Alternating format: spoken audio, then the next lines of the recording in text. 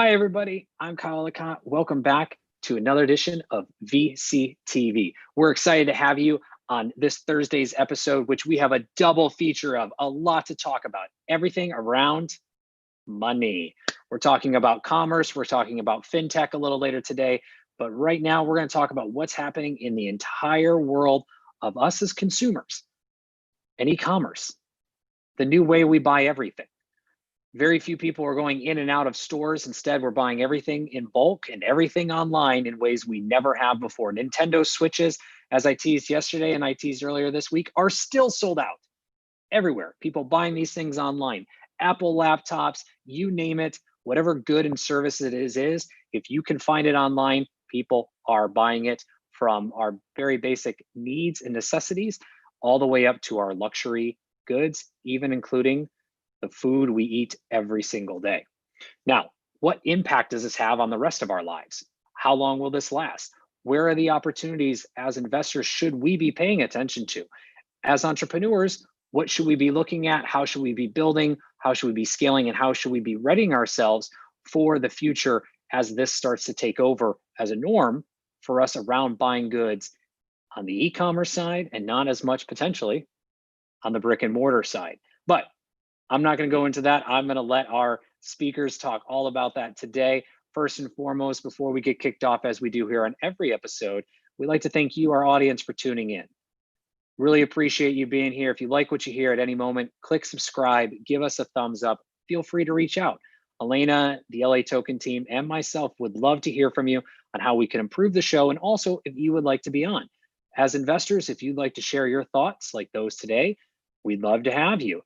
Entrepreneurs, if you'd like to come on and join us like Andrew will do later today and pitch us as investors, we'd love to have you as well. Reach out. We're always open. DM, email, you name it, 24/7, 365. We are available for you. Also, a big shout out to Elena and to the entire LA Token team for making VCTV possible and bringing it to you on any screen, any device, anywhere you may be in the world. Now, let's get started. We got a ton to talk about, great people to share with us, and a short amount of time. So let's rock and roll. First and foremost, as we kick off, as we do on every episode, Ben, welcome to the show. Welcome back. If you could, a little intro and a little background on yourself. Sure. I'm Ben Narrison. I'm a venture partner at NEA, New Enterprise Associates. NEA is about a 42-year-old venture firm, one of the original Silicon Valley US firms. It's a global firm with 4 offices across the US, but we travel, or at least historically traveled quite a bit. About $27 billion in total capital under management, and currently running about a $3.7 billion fund. And prior to that, I was an entrepreneur for 25 years, back to the internet bubble when I took the company public, and then spent about 10 years as a seed investor. So I've had about half the time, about 13 years as an investor of the 25 years I had as an entrepreneur, to learn a lot through the eyes of others. Right on. I'm super excited to dive into that experience we've talked about previously on this show of yours, not just as an entrepreneur, but also as an investor at NEA, because you've spent a lot of time focused on today's topic and others as well. So Ben, welcome back. Excited to have you. Andrew, we're going to get back to you in a little bit, so don't you worry. Pranav, welcome back, my friend. You're becoming a co-host on this show. Not necessarily Gary Fowler status just yet, but you're getting there. Welcome back to the show. A little intro and background to those who may not know you. Firstly, thank you for the high words. I think there's a very, very long way to go. I think Gary would concur. We're very, very early on in our journey here. So to those who don't know what we're already doing, firstly, thank you for obviously having me back. Elena, Kyle, lovely to be here. I run a small family office based out of Mumbai, India. Apart from running a consumer-focused or content consumer and gaming-focused incubator based out of Mumbai, India. I'm an accidental investor, a lawyer who decided not to go any further in that field, and found myself working with early stage product companies about 7 or 8 years back.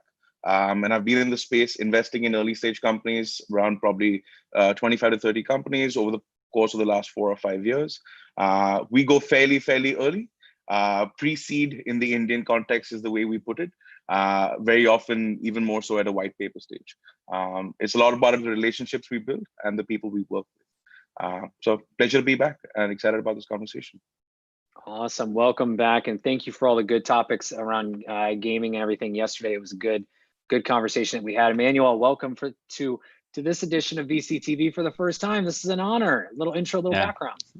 Thanks, Kyle. So I started my career on Wall Street, did some management consulting, have been inside of a few companies, consumer internet, enterprise software, and then I am building a private equity firm, but also invest in sort of a earlier or smaller companies that sometimes overlap with venture. Have a couple investments in consumer e-commerce, and my partner has been a longtime consumer e-commerce investor. So sort of that's one of our kind of niches that we like to focus on. I spent some time at Trident Capital, which is a Palo Alto-based firm, now San Mateo, and then was part of the growth team there that spun out and created Sunstone Partners.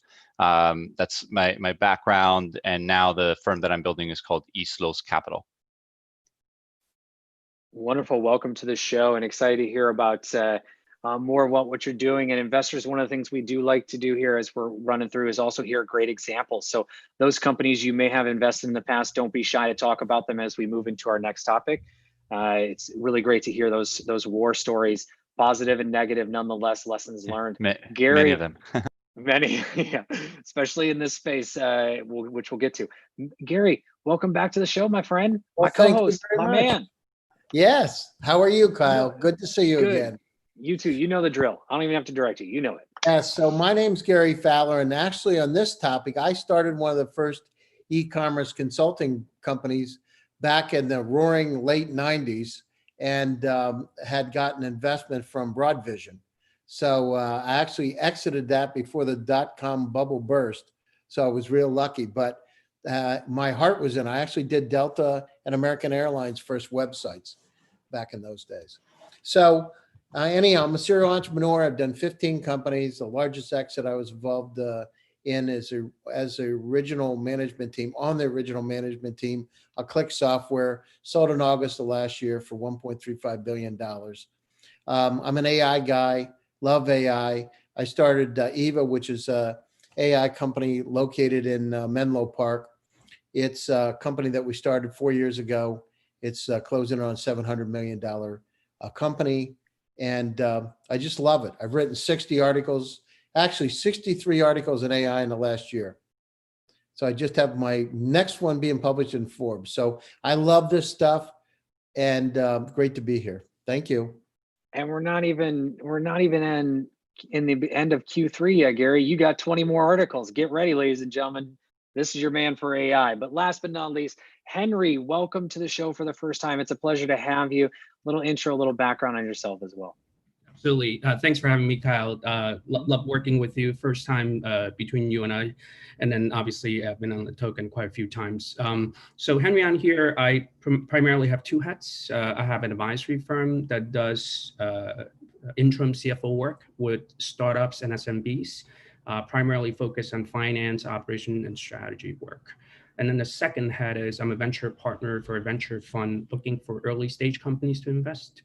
The areas of focus are fintech, blockchain, consumer, AI, ML, IoT. I do look at other areas as well, but the other buckets will be primarily with verticals that have great opportunities and something I can understand. Also, love to hear Gary's thoughts. He wrote 63 articles. Not sure those articles are written by AI, but certainly he's pumping it. Well, that's true, and I've joked that I'm still unsure if Gary is human or AI himself as well. So I think we're all in that same position, but nonetheless, it's great content. AI is the new electricity, in Gary's words. Definitely check them out. But today we're here to talk about what's going on with consumers and e-commerce.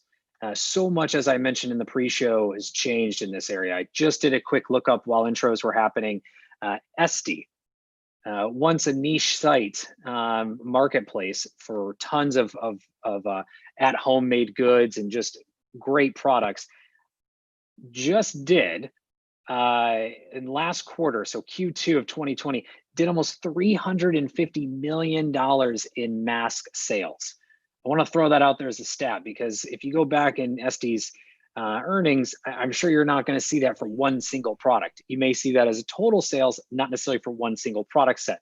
So this is a huge shift in everything. But before we get to that, guys, I want to come around to each of you and get your opinion on what's happening in the world around e-commerce and us as consumers. I know it may be a little different in each of the areas that you represent, but would love to hear your view on where are we and kind of what's going on. Ben, let's start with you. Yeah, this is particularly timely. One of the companies I had funded before joining NEA was a company called Stilt, and they don't do e-commerce. They lend money to non-resident U.S. immigrants who work here or are in school. And the reason I bring this up is yesterday they published a blog post on all the data they've seen across, say, 7,500 people and their spending habits. And as you could expect, there's a lot of categories that are way down. You know, auto down like 34%. Nobody goes to gas stations. Nobody fixes their cars, which is interesting because if you think about it, when people start coming back out, a lot of cars are going to need a lot of work. But things that are spiking, things that you would expect, home delivery, et cetera, are there. But one of the things I've noticed is people are spending a lot more time on their homes because they are here physically at home, as I am right now. I'll give you just a random example of this. We got a third cart to put all of our, not the refuse, but the compost in. Someone stole it. Someone stole our garbage can for tree parts and grass. And I called and they said, oh, it happens all the time.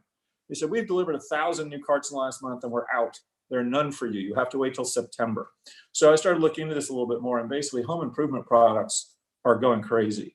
You know, people are doing remodels. They're doing all the work they can do themselves. They're doing organization. So everybody that touches that is doing well. So you're seeing the ripple effect across, you know, home repair and improvement is a very large category. So, you know, you're definitely seeing pockets of things that are doing very well outside of just food delivery. You're seeing pockets of deferred maintenance, which I think will result in a lot of business.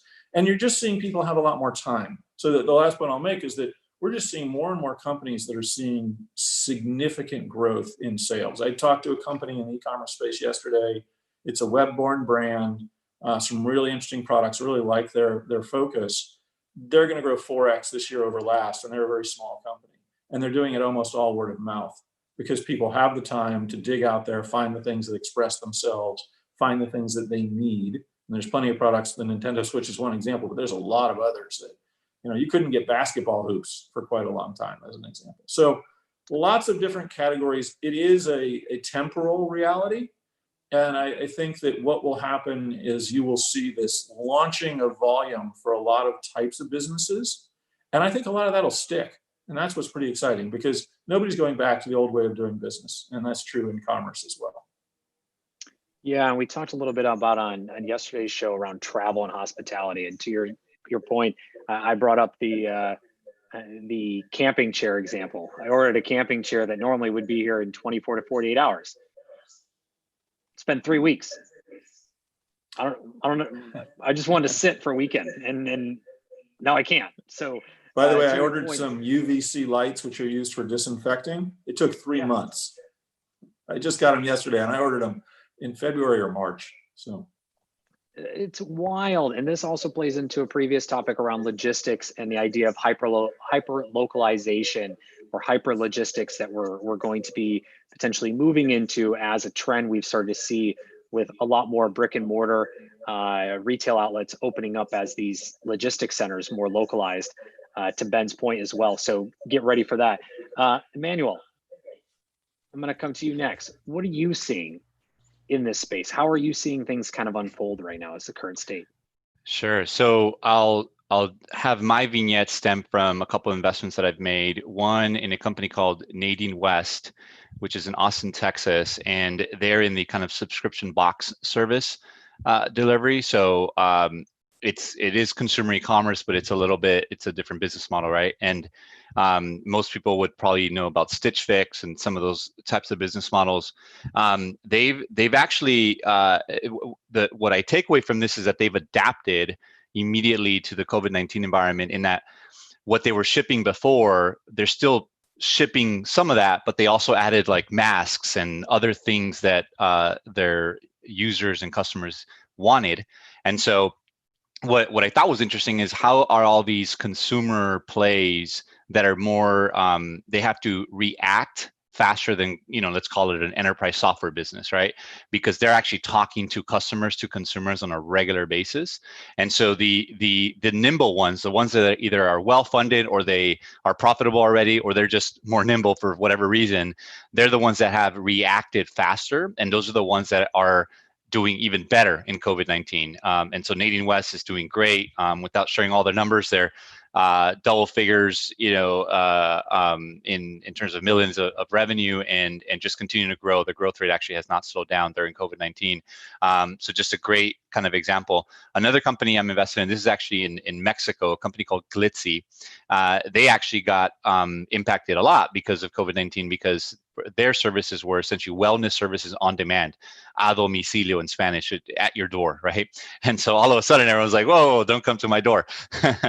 And so they adapted in that they started offering most of this stuff through virtual, right? And so they're like, how do you cut your hair at home, right? How do you give your partner a massage, right? Things like that. But also, how do you then have healthcare practitioners be able to provide consultations via essentially telehealth? Being in the U.S., we sometimes take it for granted, but around the world, maybe the sort of the telehealth system isn't as robust. And so anyway, it allowed for a new business model to essentially get created. And now the company is actually just in July hit higher numbers than in February, which was their highest month then, and doing really, really well, and about to go out to raise more money. So anyway, the takeaway is that some of these kind of consumer e-commerce companies, especially the smaller ones that are nimble or either well-funded or already profitable, are able to essentially adapt because they're hearing from their customers at a faster clip, and they can iterate quicker on whatever business model they're already doing, to adapt to this environment. And that's a good point. And really quick, I want to touch on one thing you mentioned before we continue around, is Mexico. So we've talked about this on previous episodes. Latin America, but specifically Mexico, has seen a surge in e-commerce activity, whether that's purchasing of products, new companies, investment in new areas. Are you seeing this? Is this true? I mean, other guests have mentioned this as investors. Part of the thesis was essentially the middle class of Mexico is not going to stop growing. You still have currency risks. There's still, everyone's spooked from the 90s and even early 2000s sometimes. And obviously there's other issues in Mexico, but as an investor, when you look at just kind of secular trend, 100 million people in a middle class that's growing, and a lot of the same services that other, either developed or developing countries are taking advantage of, like Mexico is as well, and they're our neighbor. If you're in the U.S., at least I'm in the U.S., so it's much easier to kind of get access to that market. And I personally have a Mexican heritage, so even easier. I can go down there and speak the language, right, and connect on a cultural basis. So as an investor, how do you, all of you or many of you are investors, so how do you use your advantages, not just because you know how to analyze a company and a market, but then to use those advantages to actually get into companies that otherwise you may have not been able to get into, and so that's how I see it kind of coming together. It's a great point, and thank you for sharing that, Gary. I want to come to you next. What are you seeing as the current state of things happening in these spaces right now? Yeah, I mean, look at the sales. I mean, online sales are up 76% as of June. 76%. I mean, it's huge. It's what, $73.2 billion industry. So we've got a tremendous opportunity out there. I mean, people aren't moving around. They're staying home and they need to buy products. And I don't know if you're like me, but I'm on Amazon and I'm in Walmart and we're buying a lot of products there. And quite frankly, I love it. I don't have to carry the Fiji water to the house. I just have Walmart deliver it. I love it. So buy 3-4 cases, before I'd buy one and I have to go back again. Now I buy 3 or 4 of them. Here's the other thing that's happening. The sales have been down a bit in the grocery stores. They fell 18% because people weren't stockpiling. It was kind of crazy. They were buying toilet paper, and I was one of them, right? Toilet paper and towels, Bounty towels. I actually went to West Marine, serious story. I wanted to figure out, all the towels were sold out and they're on eBay. They're like 5 times as much.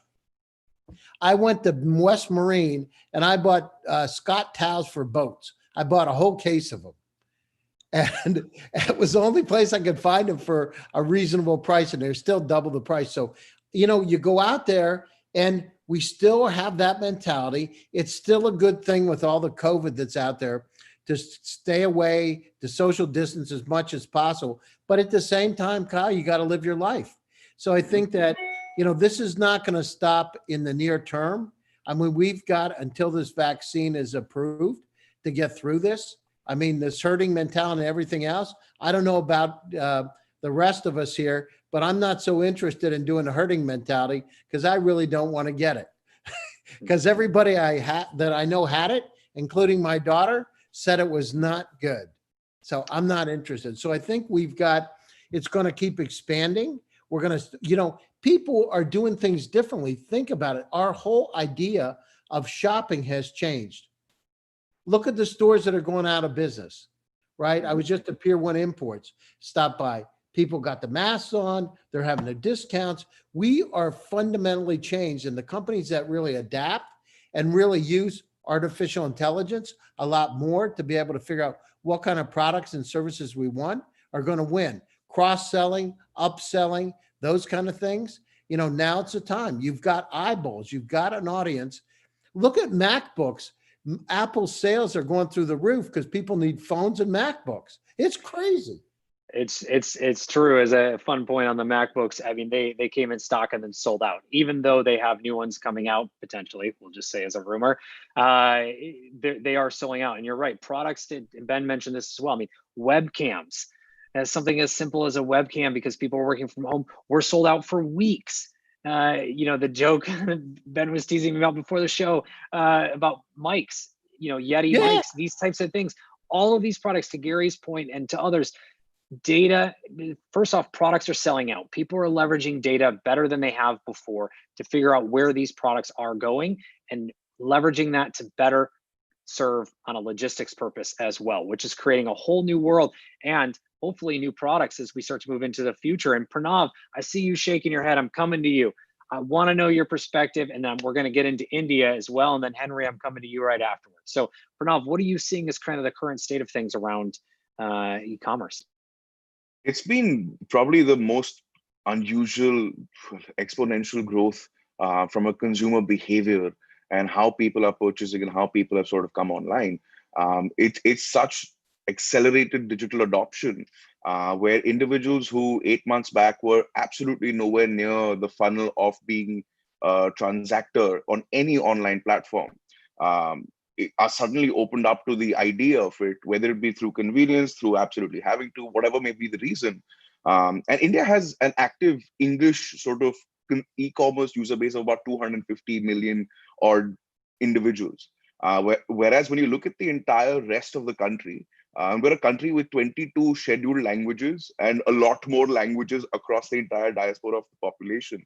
Apps that are building for tier 2, tier 3 for rural India, which is more than a 500 to 700 million large individual audience, are seeing tremendous acceptance, tremendous growth, and spending patterns are actually shifting more towards the middle class income, towards the middle class in tier 2 cities, where the average, where the wallet share has just shifted completely.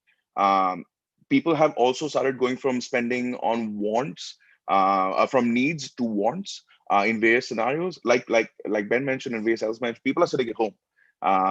And in India, at the end of the day, fortunately, unfortunately, people are sort of, a lot of people in a very finite amount of space. So people are always looking for ways to create distractions for themselves.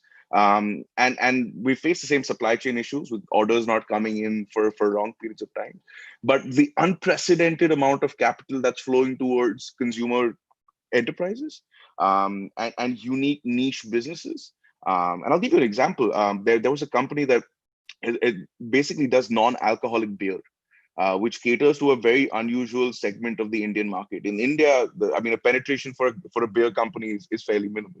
When you talk of for a non-alcoholic beer for a particular class of individual, is a much smaller segment.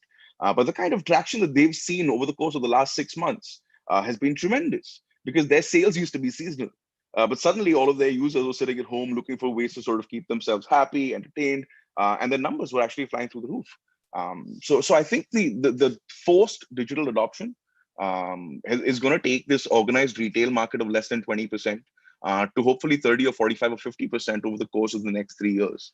And it's money flowing everywhere, from the consumer to the company, from the investor to the company, from the company to different resources and building the right kind of supply chain networks. Because India is still sort of putting together their entire value pipeline.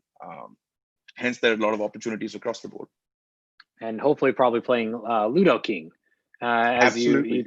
I mean, you know, playing some Ludo King, drinking some non-alcoholic beer, getting their groceries delivered, everything without ever having to leave the home. It's great. Pranav is an expert in gaming, and if those who weren't able to tune in a few days ago, we did talk about that. That's why I bring it up. The #1 game in India, I believe, also seeing just crazy numbers across the board. So with that being said, Henry, I want to come to you next.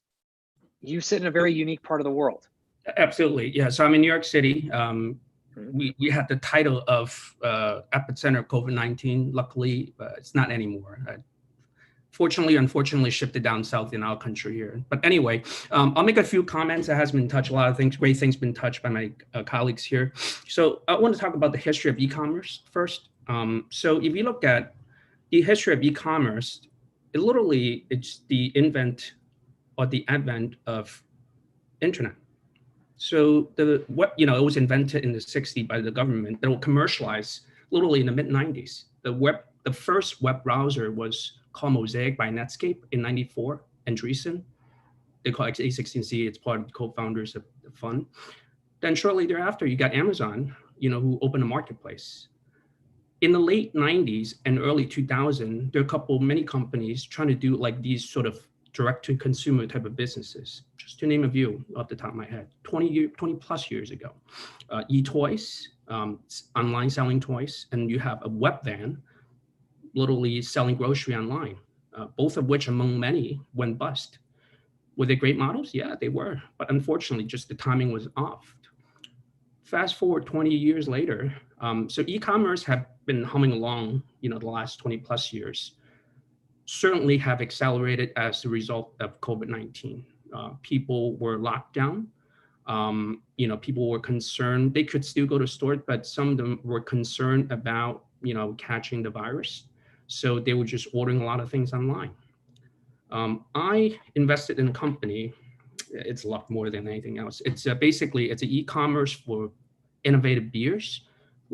A few months ago, talking about beers that Pranav talked about in India. This is alcoholic beers. The business just went to the roof since the pandemics happened. Now, I think it's called Taproom. They would have gone even more to the roof. Very interestingly enough, and it's how smart enough that the government mentioned liquor stores are considered essential businesses. Liquor stores, essential businesses. So if people cannot buy beers at the store, the business would have even gone to the roof a couple more times more. People were just locking in, hanging out, have a couple of treats themselves. So once again, I think this digitization, e-commerce just been accelerated, but I want to just add one more point to it. People were talking about the death of stores. Yeah, I can see that already, but I wouldn't write it off totally. I'll tell you why. Yes, it is easy to sit on our butts to order things online, deliver to our houses or wherever we are residences. But ultimately, we are human. We are animals, human animals. We need the social interaction aspect of it. People talked about omni-channel experience for consumer goods. Maybe one day it will go away when VR, AR gets very, very advanced. But I think even when the virus goes away, whenever that is, a year, 2 years, 3 years later, we're going to go back into some of these stores for social experiences. Malls are a great example of that. People are not going to the malls to simply buy things, but they want to maybe have a meal in the food court. They want to interact with their friends, meeting new people, and just experience things in some of these stores with a very experimental type of things. So I wouldn't write that off. I think it will be very interesting to see how businesses transform, how stores will be transformed as a result of COVID. And I'll leave it at that at the moment. Well, you bring up my next question, and a great point is where's the opportunity, right? We're as investors, we've now painted the picture of what's going on, but the question now is in the next 12 to 18 months, where should we be placing the bets, right? Where should we be looking at opportunities? Where should we, as entrepreneurs, be building for? Where does this all begin? Because it's not a short-term thing. I mean, you're bringing up all great points, and there are little micro trends within there that are going to live on. And I see all of you smiling and smirking in different ways. And Andrew, get ready. We're coming to you in about 5 to 7 minutes. But Ben, let's go ahead and start with you. Where are the areas of opportunity that we should be paying attention to as investors in these areas? Well, I think there's sort of three macro things I would think about here. One, the big are getting bigger. I remember when I started my e-commerce business in '93, I met Jeff Bezos early on. He was a happy young kid, sort of like me, although he did much better and he's far less happy these days, happy financially, but he seems a lot gruffer. And he had sort of identified a market, but people had a misunderstanding then. They thought he wanted to sell books. It was very clear from the beginning, Jeff wanted share of wallet, and he's pretty much got it all. I bring this up because on the list of people I don't want to compete with, Jeff is pretty much number one. So there are a lot of categories where even though sales are ramping, the big getting bigger is taking up a lot of market share. Now, having said that, there's plenty of categories where Amazon and others have failed. As an example, Amazon has not been able to succeed in fashion. And you've seen a variety of companies kick up in that category, a category I know pretty well. So there are opportunities there. Also, you have, in addition to the fact that people are now shopping online more, a classic generational shift. I believe that every generation wants its own brands. If you think about I'm a relatively traditional dresser, a preppy guy. Well, so my father's era coming off of would be Brooks Brothers, and I picked up a little bit of that. But then you went to people liking Polo, and then it was this new brand called Tommy Hilfiger and Nautica, and a brand I created as well. And then you got to Vineyard Vines, and J. Crew got shoved in there in the middle, and then you had Bonobos, right? So you see an evolution of brands as they are identified by the end consumer, and so that's a hot button as well, and something that can tap into the ethos of what people care about. You're seeing a lot of cause-related brands in e-commerce. That's been useful. Second thing is everything's been elevated. So the baseline is now bigger. Now it's harder to break through the clutter, but at the same time, once you do, you just have the opportunity to create a bigger business faster. Sometimes that's augmented by technology. As an example, NEA is an investor in Casper. This is an interesting story because they created something very cool. You pack up a mattress into a box and ship it to you, and it's an aspirational mattress. You're buying a $2,500 value for about $1,000. Now, at the same time, while that company became public, they've got probably 27 competitors that have knocked them off. So innovations are important, but how can you protect them? And then thirdly, there'll be things that are temporal at best. I mentioned that people's maintenance of their cars is way down. So clearly things related to that will jump up in a while. But is that going to last? Don't know. I do think, it's funny because we are sort of torn between two things. We are seeing a tremendous amount of bankruptcies in retail right now. And I think these are a long time coming. This is a very Darwinian reality we're going through. A lot of retail has been very weak for very long. And they've been able to, it's funny, look, I actually had only 2 jobs in my life other than being an entrepreneur. One of them was at Macy's. But I don't know how Macy's has stayed in business this long. And every time they deliver positive earnings, it's because of some real estate manipulation. They've trained the consumer to live off the one-day sale. The selection's not particularly interesting. There's just actually no reason they should exist anymore, in my opinion. And I even like the people I know there. It's just, what do you achieve? So, finding the niches that make sense and going deep there. Think of it as, it's better to be an inch wide and a mile deep. Really, really good at that one thing, that one set of products, and either creating the new one, the web-born brand, or just having selection and variety. Chewy's is a phenomenal success story, right? Of something that, was mentioned, pets.com was a failure, but Chewy's has been a really great success. So last point, I said there were those 3. It's always useful to look to the past. The fact that something failed in the past doesn't mean it will fail again. The question always comes to why now and why you of the entrepreneur. And I do think there are many things that have been tried in the past, which now that you have the increased baseline, the end of all digital laggards, everybody is online. That is where they're doing things. You have the chance to make things work that didn't work in the past. And that's pretty much in every category. And so I don't think it's about category X or Y.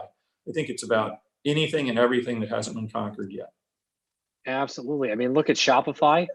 Again, I mentioned Oh. SD earlier. I mean, these are two marketplaces and platforms. I mean, let's start there. Platforms that are marketplaces for people to buy and sell, aka transact. And you have seen these two companies. We're gonna separate their public market earnings and those things that are coming out. These are two companies that have allowed for what Ben just mentioned, people to look to the past and open up these niche products and sell a ton and really give people what they want or what they think they want in ways that they never were able to or never thought about possibly before. It's amazing. And Emmanuel, I see you keep muting and unmuting. I want to get to you. So same question to you. So I'm not going to be as eloquent as Ben. A lot of facts and figures there, and all of you should have taken copious notes. I'll add to. I've personally invested in a sort of fast fashion brand that just took advantage of the Shopify ability to just go direct to consumer, and I think there's massive opportunity for that. Although as a venture capitalist, you're usually not investing in just individual brands. Sometimes you are. And the company I mentioned before, Nadine West, Bonobos and sort of that world, that's exactly what's kind of creating its own brand for a kind of middle market, sub kind of aspirational type of brand, but enough for someone to feel good about themselves, right? And I'm going to give a more maybe boring answer because I think there is a lot of innovation, but at the same time, the people that control the picks and shovels of the industry, right? So you mentioned Shopify, look at Magento, which is part of Adobe. There's these platforms that are massive, and they're the ones that are dominating in the public stock markets because their valuation is going through the roof. But there's the people that know those ecosystems are like along for the ride and they are profitable and growing really, really fast. So if you're out there and you're an entrepreneur trying to figure out how do I play this, right? You're not going to create the next Amazon. Maybe you are, but likelihood is you're not, right? I don't want to compete against Jeff Bezos today. But you can create a pretty interesting, whether it's just boring, services to integrate with Shopify and Magento, or if you are deep into the software, how can you build some kind of software that integrates with them to add some layer that whatever the customer really needs is able to get through that extra layer of software that you can add. So that's how I would be playing it, whether I'm an entrepreneur or quite frankly, as an investor, that's how I'm playing it, where I'm looking at some of these maybe not so flashy companies that my friends in, looking for that sort of fast growth VC play. I'm kind of looking that next layer, which is maybe a tech-enabled service or even a services company that is still growing 30% year over year, 40% year over year with very little funding and not burning cash. Absolutely. One thing to note about that's a Salesforce model, by the way, right? Salesforce built this unique platform. People put third-party applications into and integrations into it. And then this thing called Salesforce Ventures showed up, and Salesforce Ventures started investing and double dipping on the acquisition side as well. So Ben, Emmanuel, you guys have great points. Gentlemen, we're going to pause here for the second half of our show. Now, what we're going to do now is we're going to welcome up two entrepreneurs who have joined us today to share us what they are building and what their products are being built in these worlds as well. Each of them will have 5 minutes, a hard 5-minute cap, and then cut off. We'll each give some feedback to both. And then as we transition to that second half, I'm going to come to the rest of you around the industry or the areas of opportunity, your advice as investors. So audience, stay tuned. If you're looking to make or get investment in this space, this second half of the show is directly for you. All right, I've got a lightning round of questions for everybody, so get ready. All right, Andrew, you're up first. Are you ready? All right, so investors, as Andrew gets his screen ready to share, again, Andrew's gonna have 5 minutes, hard 5 minutes. Andrew, I will cut you off. Elena will shut off the screen at 5 minutes, okay? He'll have 5 minutes to pitch us. Afterwards, we'll go on to our next entrepreneur, and then afterwards, we'll come back to get feedback on both. So make sure you take notes.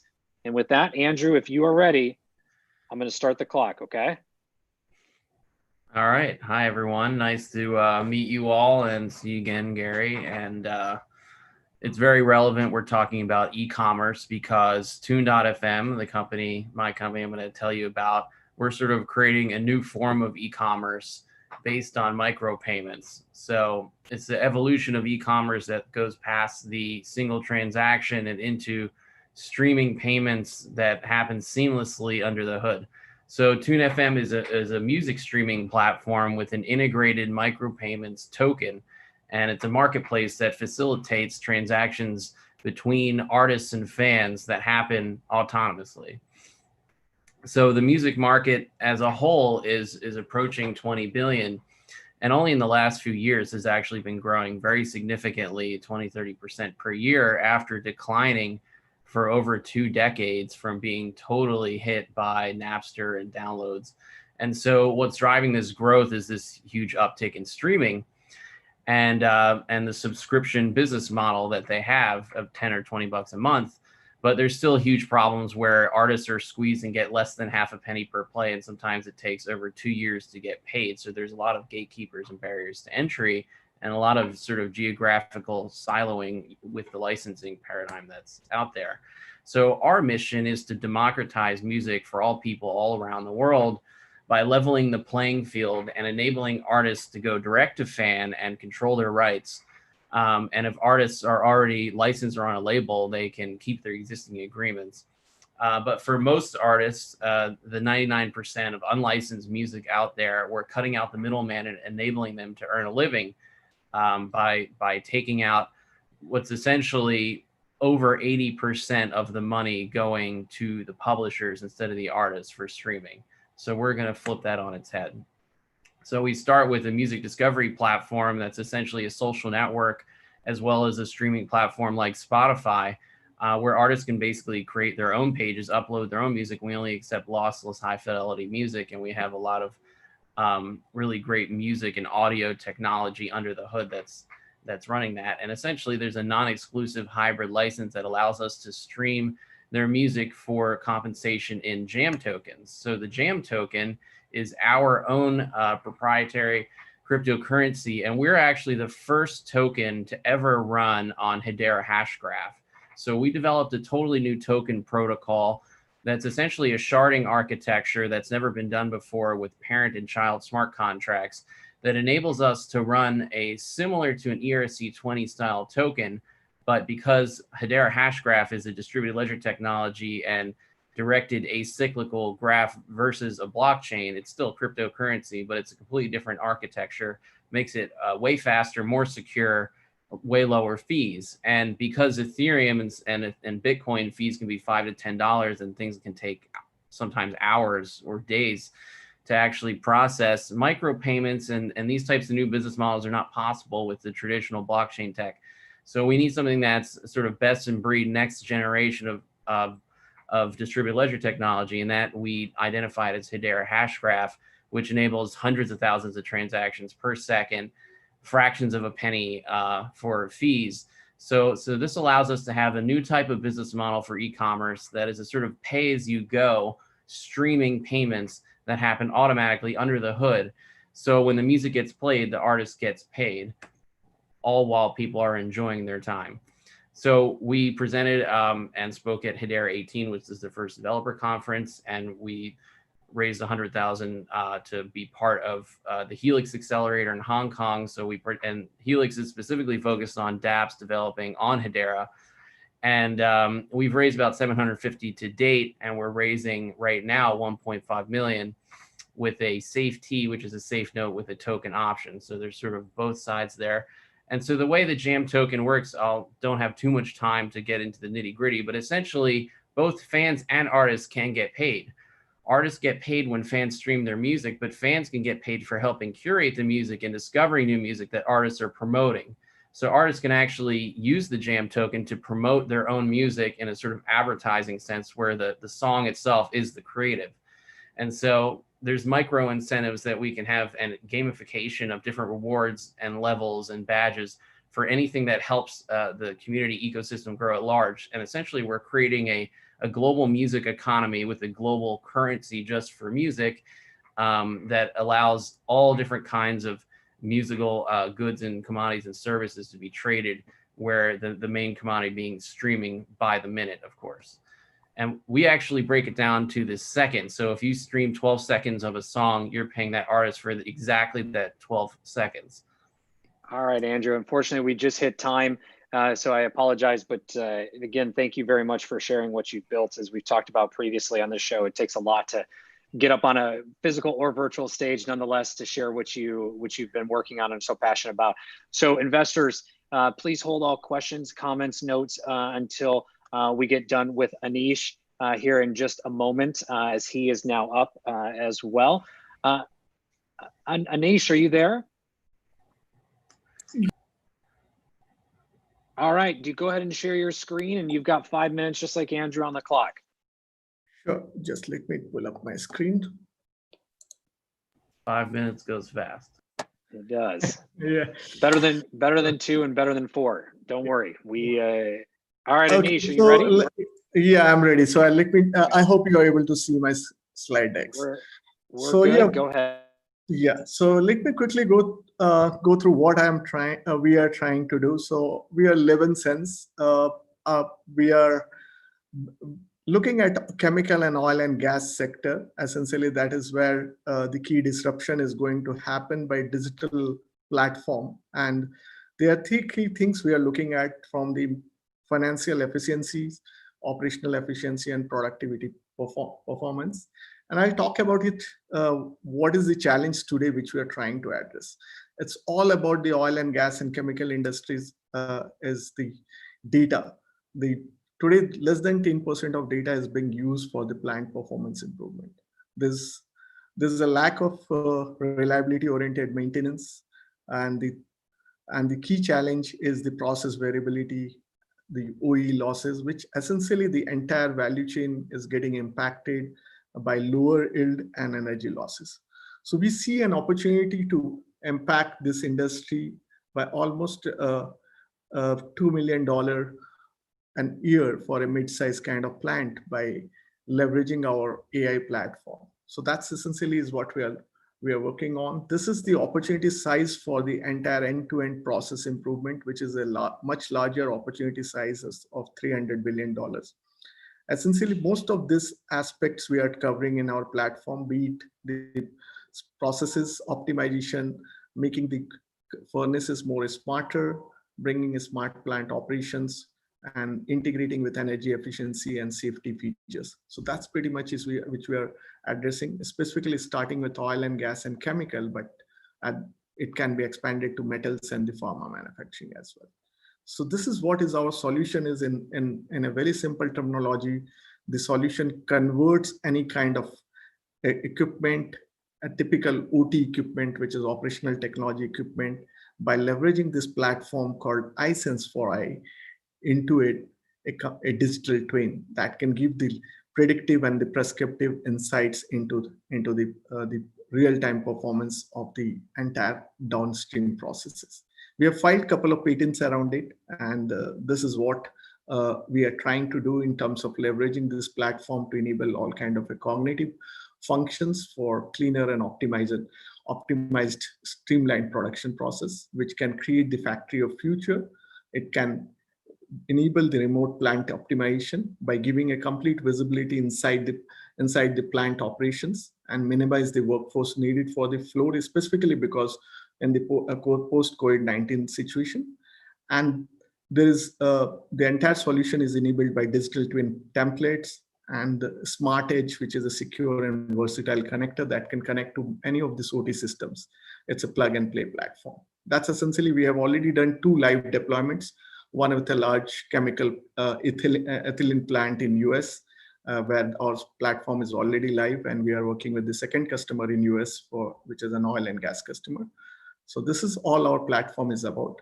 The platform enables the various kind of sensors, connectors, and digital twin. On the other side, it delivers the output in terms of the AI-led operations, early warning system, and smart furnaces.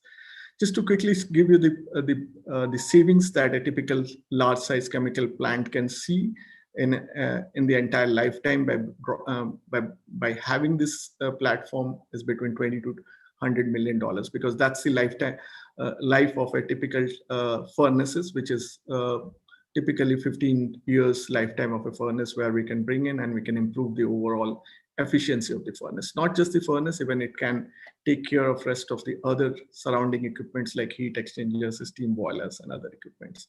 So this is what we are looking at it. And just to give the competitive landscape, which we compared with what today the system integrators like IBM, Accenture are having, or compared to any of the product companies, specifically Siemens or Dassault System, Microsoft Azure, or there are some niche companies with whom we will be competing like Sight Machine and Synavision.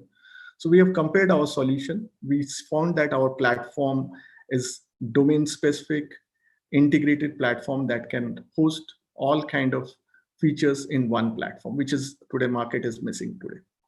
And this is the more of a pass-led subscription model, though there is certain NRI revenues which will also come in terms of one-time customization of these products. From our company perspective, this is what our revenue plan is. We were targeting to reach to a 150 million plus kind of revenue in the 5 years.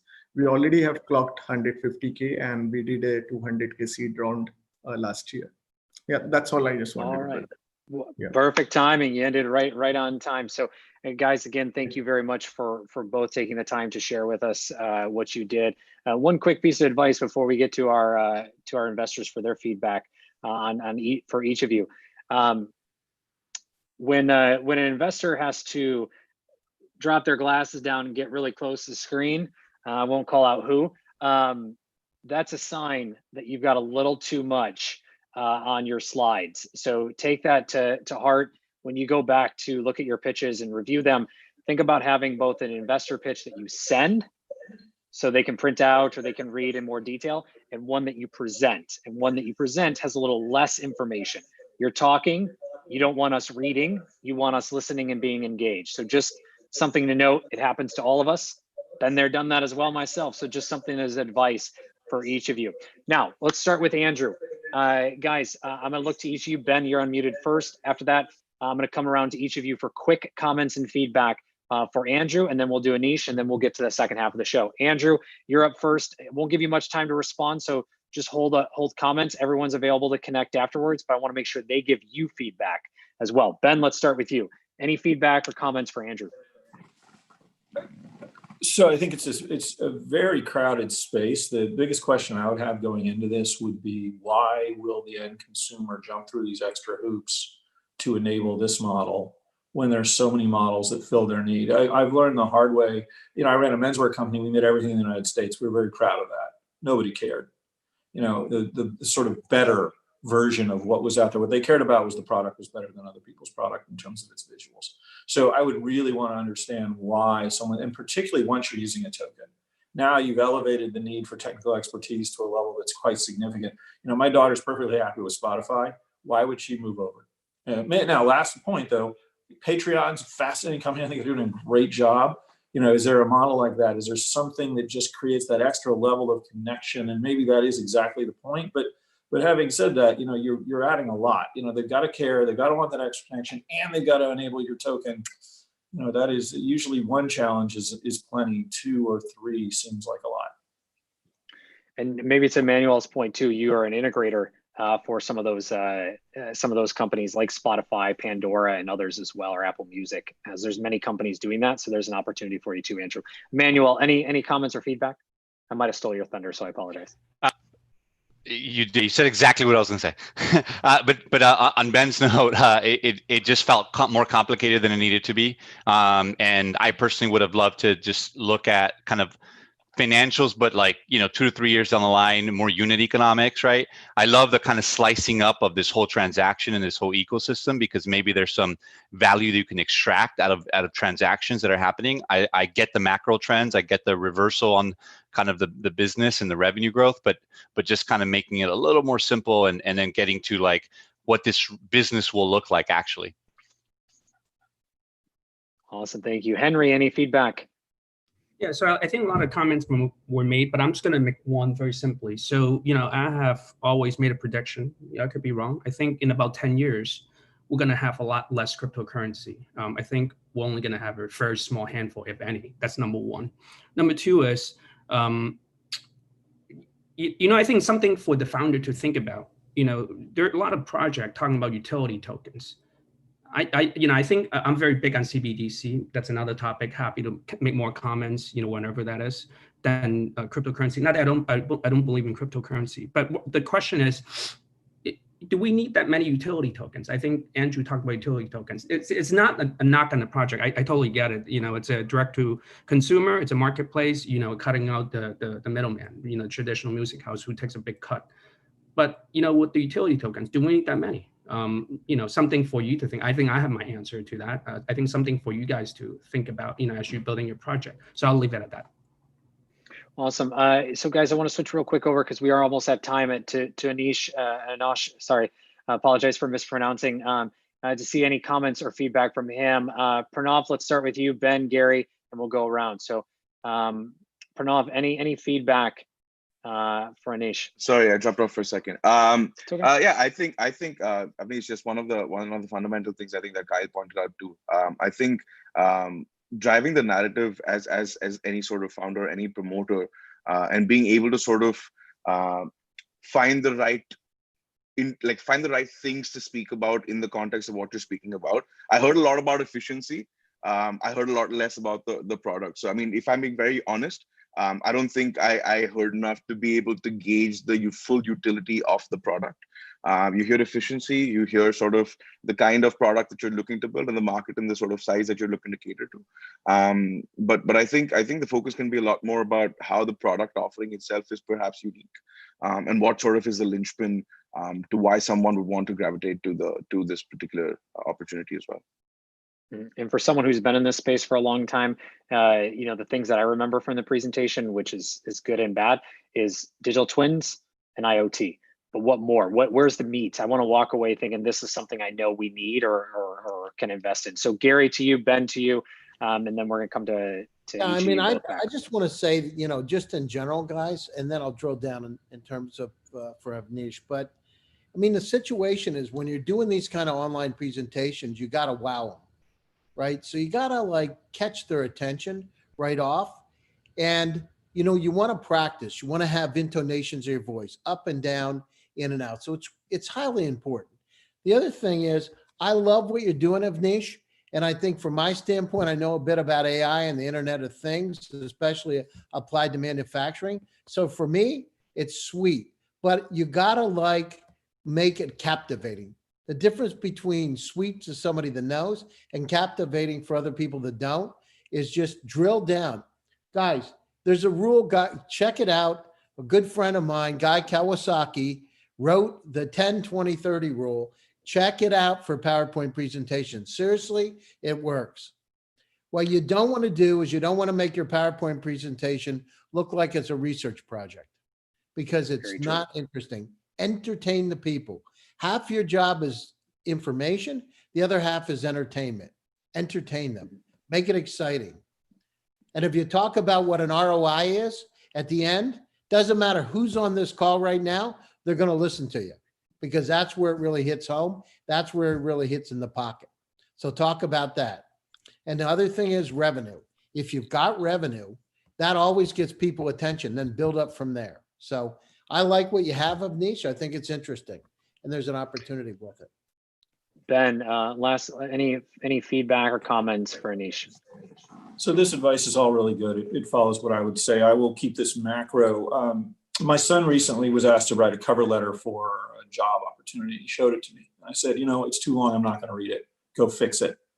He worked on it. He came back. I said, it's still too long. I took his first paragraph and turned it into 2 sentences. Less is more. Nobody reads. Nobody wants to read. You have 5 minutes to capture somebody's attention. Who are you? What do you do? Why do you do it? Who do you do it for? What does it cost?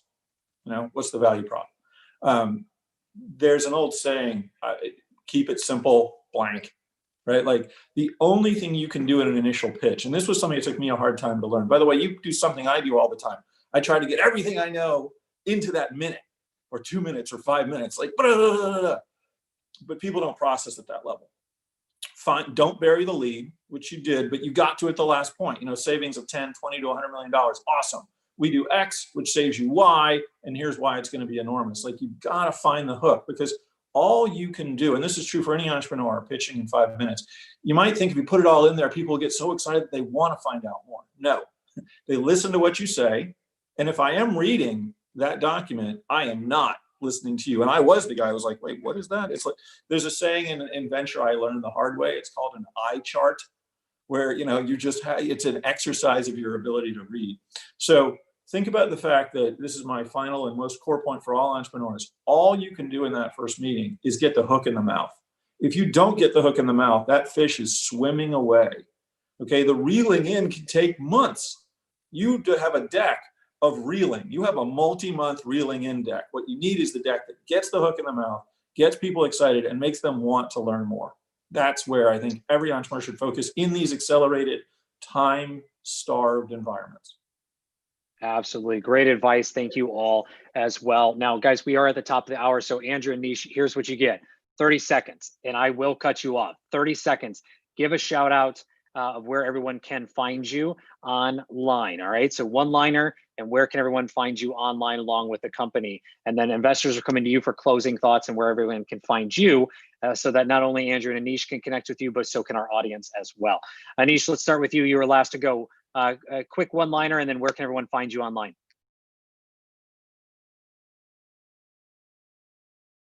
Oh, you're on mute. Yeah, sorry, I was mute. So one liner about it is we are trying to disrupt this oil and gas industry with predictive maintenance and safety 4.0. That's all defines us. Awesome. Where can everyone find you online? Levinsons.com. What's your web address? Yeah. Awesome. Levinsons.com. Perfect. Andrew, to you, one-liner, where can everyone find you online? Sure. Real quick to just address the feedback. Essentially, the token is totally obfuscated from the user, so it's a very simple sign-in process that they don't actually have to use. And the reason why it's necessary is because micropayments aren't possible with credit cards, and so 65% of customers are willing to pay artists with cryptocurrency in order to help them. And we just make that whole process seamless and simple. And to check it out, just go to tune.fm. And you can email me at andrew@tune.fm, or my full name, Andrew Antar, at hero.fm, which is the company name. So awesome. Thank you so much, Anish and Andrew. Again, it takes a lot to get up on stage. Really appreciate you both sharing what you've got. Gentlemen, we're coming around for closing thoughts. Closing thoughts on today's topic, and then also where can everyone find you online? Pranav, let's start with you. We'll come around.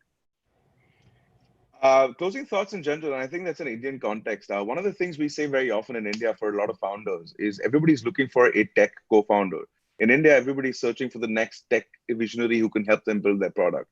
And I heard this once at a conversation, that more people should be looking for chief oratory officers in India. Because I think the understanding of how, like Ben mentioned, to hook individuals into conversation, I think is an evolved skill that is something that most individuals, at least trying to build a consumer brand, must sort of try and imbibe as far as they possibly can. And yeah, as a general closing thought, anybody looking to obviously look at the Indian market, any insights, any feedback, I'd be happy to chat. I'd happy to love and speak a little bit more about that. You can find me online, on LinkedIn, on different social platforms, and I'd love to chat and interact with anybody interested in the consumer space in India. Perfect. Gary. Thanks. Yep. I think, guys, it's a practice. You know, what I did from my own standpoint, you could do it online. I actually took an acting course and business course at Stanford. It combined it for public speaking, and that's how I really practiced a lot. So practice. Use the guidelines of Guy Kawasaki because they're really important. Wow the people and get them excited. Wrap it up with some type of an ask, and you're there with it. You've got some interesting ideas, just refine them a bit more and put them in the right context. So you can reach me, Gary, at gsdvs.com. I'm happy to help and look forward to seeing you. Thank you. Wonderful. Henry. Yeah, absolutely. So I think one thing hasn't hurt. So I'll make, a lot of great things have been made comments by my colleagues here. But one thing I would address is, I think, Kyle, you talked about what are the opportunities over the next 12 months or maybe even the next 1 to 3 years. So there are a lot, there are different things. But I think one of the things to me is the most important thing. It's the team ultimately. Because the world that we're living, it's just changing so fast. You might have a great idea. You know what? All it takes is COVID-19, your great idea, it's gone, or you have to shift to something else. So having a team that can work together, being able to pivot and nimble, Because ultimately you start with something, you know, if you look at Amazon, all these great businesses are the same. They start with something, they just have changed so much over time. So just having a guy like, you know, I think it was Ben or somebody else, you know, who wouldn't bet against Amazon, who wouldn't bet against Jeff Bezos. Yeah, I definitely say both. I wouldn't bet against either one of them. So, so Jeff certainly have done a great job. It's not just, you know, they're, you know, for a long time, the company never really took off in terms of, you know, profits, but he had a long-term view. Ultimately, he's become extremely successful. So I would continue to stress the team, being nimble, being able to pivot, and just being creative. That's all. Thank you. Awesome, love it. Emmanuel, Ben, we're coming to you last. Emmanuel, any closing thoughts, and where can everyone find you? Sure. Pranav, how much equity does a chief orator take? I thought I was one of the only people that thought about that, but it blew my mind that you said it so eloquently. So I agree. But maybe some quick takeaways is that be nimble. COVID-19, very few people expected it. Maybe people said something like that could happen, but the fact that it hit so hard, so you have to be nimble. And so to Henry's point, team is important, but team that is smart and nimble and is not stubborn about what they believe in, and they're open to being wrong. Where can you find me? At Emmanuel Pleites on Instagram, on Twitter, or just search me up on LinkedIn. Emmanuel Pleites. Thank you. Kyle, I'm going to just make one comment. Sorry about that. I know you find me. I forgot to see where people can find me. Sorry about that. I missed that. So people can look me up on LinkedIn. Henry NGA. Thank you. Awesome. And notice what Emmanuel said. No worries, Henry. He mentioned Instagram. He mentioned other social networks. We've talked about this on previous episodes. Investors are available in different places than just LinkedIn and cold outreach. Leverage these platforms where you are communicating, where you are active, so they can see that and they're open. Okay. Ben, close us out. Closing thoughts. Where can everyone find you? All right. I'll start with where you can find me. I put up my virtual background so you can see at B Narrison. On Twitter, I open it up for DMs. I take pitches over DM. I'll tie that to the fact that, think about this, if you're going to pitch me by Twitter, which you're welcome to, and I will respond, keep it tight, right? You got to get it enough interest for me to basically say, hey, I want to learn more. It's a lot easier to say not a fit for me than it is to say, hey, I want to learn more. I love the idea of a chief orator.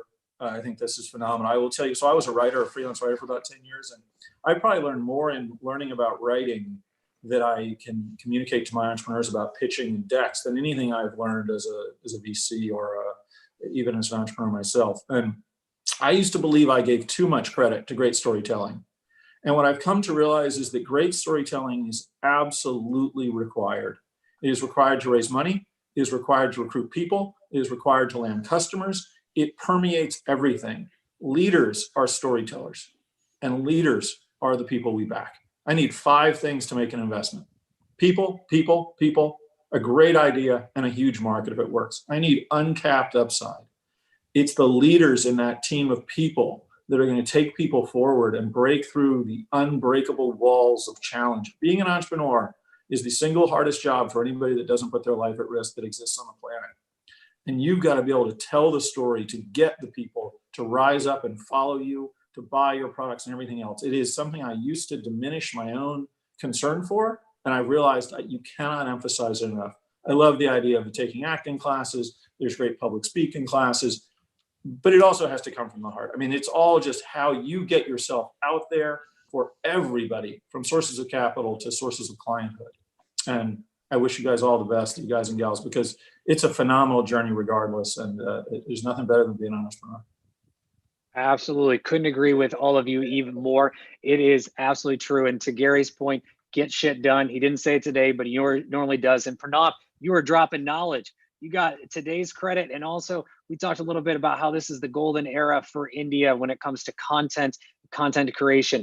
This is the show to watch. If you're an investor looking to make investments and understand what's happening in markets, tune in. If you're entrepreneurs, you've heard some of the best advice that you can get. And you know that investors are out there with direct messages, email inboxes, and everything in between, open, ready to talk. Again, to our entrepreneurs, guys, thank you so much for taking the time and getting up on stage. We do appreciate it. To our investors, thank you again for sharing your advice. To our audience, thank you, Ben. Thank you, Pranav. to our audience, if you like what you heard, thank you, Gary, Emmanuel. If you like what you heard, click subscribe, give us a thumbs up, reach out. We'd love to hear from you, love to have you as an entrepreneur like we had today pitching to us. Thank you, Andrew. If you're an investor and like to share your thoughts, come on the show. We've got a lot to talk about every single day here on VCTV. And also, thank you, Elena, and to the entire LA Token team for making VCTV possible. I am your host, Kyle Ellicott. We're going to take a quick, short break because next up, we've got a whole episode dedicated to the next topic leading out of e-commerce into fintech and blockchain. Get ready, more to come. Again, thank you all very much for joining. Guys, look forward to having you back on future shows. I'm your host, Kyle Ellicott, for another edition of VCTV.